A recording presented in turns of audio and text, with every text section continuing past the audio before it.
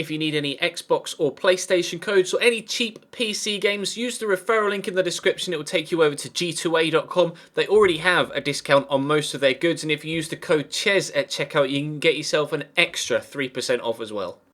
Hey guys, how's it going? Cheers, back again, and welcome to another transfer talk video. We've done a handful of these already that seem to have gone down quite well, so we're covering a couple of transfers that have gone through over the past few days, over the weekend, and one transfer that, as I record this, hasn't yet gone through. It's still just a very strong rumour. All three of these deals, either done or rumoured, involve Southampton Football Club. Now, as you can tell from the thumbnail and the pictures that will pop up on screen, two are wide players, one is a holding midfielder. We'll start with the holding midfielder. It is, of course, Victor Wanyama. He's moved to Tottenham Hotspur from Southampton. The fee was initially undisclosed, but it has come out that it's around about £11 million. He's signed on a 5-year contract, which is a very long deal considering Wanyama isn't necessarily that old. He's still only 25. Obviously made a name for himself at Celtic with regards, his actions in the UK at least. He was playing for a side before Celtic, and then Southampton picked him up 3 years ago, and he's been very, very good for them. Tottenham don't necessarily have a player of Victor Wanyama's qualities in their current squad. Moussa Dembele's been playing that kind of holding role alongside Eric Dyer. Now, Eric Dyer is extremely good, but he's more... well, Eric Dyer kind of is all-round because, as you've seen from the Euro 2016 tournament, Eric Dyer can definitely have an influence going forward as well as defensively, whereas you'd say Victor Wanyama is definitely entirely surrounding a holding, defending role in the midfield. Now, alongside Eric Dyer and or Moussa Dembele, Wanyama would be absolutely fantastic for Tottenham as far as I'm concerned. He's definitely an improvement on players like Ryan Mason and Nabil Bentaleb, etc., that have been kind of flirting with the Tottenham first team over the past few years. But Wanyama is a proven top quality player, and I think will do an extremely good job for Tottenham Hotspur. You'll have to let me know in the comment section down below, Southampton and Tottenham fans, what you think of that deal. It's not that big a fee as well, to be completely honest. In today's market, you have to say, figures for players have been rather inflated over the past 12 to 18 months or so, but £11 million for a player that is proven at Barclays Premier League level and pretty reliable is a decent fee, and I'm sure Tottenham will be very happy with the piece of business that they've done. Now, the other two deals revolve around wide players rather than a holding midfielder, but Nathan Redmond is a player that has been brought in to Southampton from Norwich. I think the picture that I'm going to put up on screen actually shows 11 million. I believe actually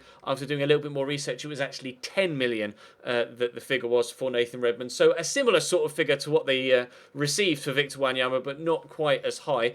Obviously, Nathan Redmond proved himself, well, he's still really young, actually. He's still only 22, which is baffling to me, considering he's seemingly been around for so many years. He made a name for himself in the Championship with Birmingham a good 4 or 5 years ago, so he must have been only 17 or 18 years old when he was playing in the first team regularly for Birmingham City. That was at Championship level. Then, of course, Norwich brought him up to the Premier League 3 years ago, and then he went back down to the Championship with Norwich when they got relegated, came back up with Norwich again when they were in the Premier League last year, and obviously, unfortunately for Norwich, were relegated again this season. However, Nathan Redmond has obviously been able to maintain Premier League status by moving to Sunderland to Southampton for about £10 million. He's never really cost that much money.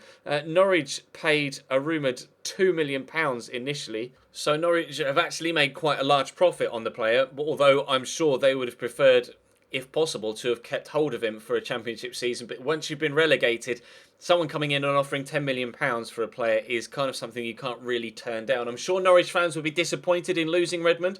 And like I say, he's still such a fantastic prospect at just 22. Obviously, Southampton have a number of good English young talents like James Ward-Prowse. I don't even know how old Jay Rodriguez is now, but he obviously moved there from Burnley a handful of years ago, has been unfortunate with injury the past couple of seasons, but Southampton notorious for doing well and helping young players grow and flourish, so you'd like to think that Nathan Redmond will do the same, and it seems that he's been brought in as a replacement for the third and final deal that we'll look at, which is still just a rumour, but it's Sadio Mane to Liverpool for £30 million. That's the fee that has been bandied about in the press. I saw Matt Letitia tweeting out earlier on this afternoon, as in Saturday afternoon, as I'm recording this, saying that he wanted the club to not accept anything less than £40 million. But I think 40 would be a little bit of a tough ask, to be completely honest. Liverpool do have a history in recent years of perhaps overpaying for a few players, but I think £40 million for Sadio Mane would be more than overpaying. That would just be ludicrous. 30 million is still perhaps slightly higher than you'd say he's worth, but he has been very good for Southampton in the past couple of years. He hit double figures in goals in both seasons. Last year, getting 15 in all competitions, with 11 in the league, 1 in Europe and 3 in the Capital One Cup. He has been just a thorn in the side of a number of teams in the Premier League with just his sheer pace. He's so quick, and given the opportunity, can finish quite well as well. Not prolific, but he wouldn't be necessarily starting in an out-and-out striker's role at Liverpool. They might play him out wide, or maybe played off the front man, although I'm sure Roberto Firmino would have something to say about that. And obviously Liverpool will be getting Danny Ings back to full fitness as well. Rumoured to be looking at a few strikers potentially up top Liverpool over the next few weeks. We'll have to wait and see if anything develops on that front. But Sadio Mane would be a great signing for Liverpool as far as I'm concerned. An extremely good player that offers you top quality, more on the counter-attack than in a side that dominates possession. But Liverpool of late haven't necessarily been a side that completely dominates possession. But Mane would fit the bill and would fit the sort of side that Jurgen Klopp tends to play with, a player with pace that can catch the team on the counter, etc., and also just in general get in behind and cause problems for defenders, turning them around and facing their own goal, etc., which is obviously never a position that a defender likes to be in. So whether that deal goes through or not, I'm not sure. I don't know whether it will go through.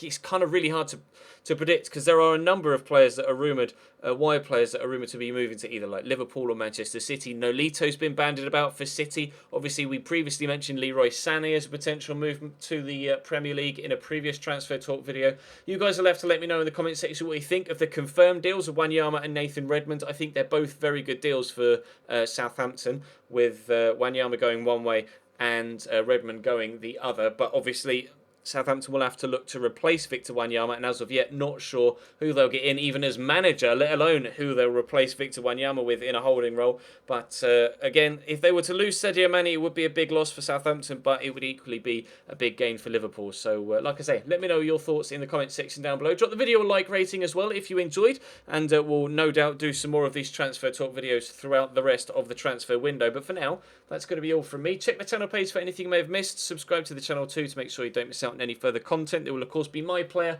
and AC Milan career mode later on today, but for now that's all from me. Thank you very much for watching, and I'll see you next time.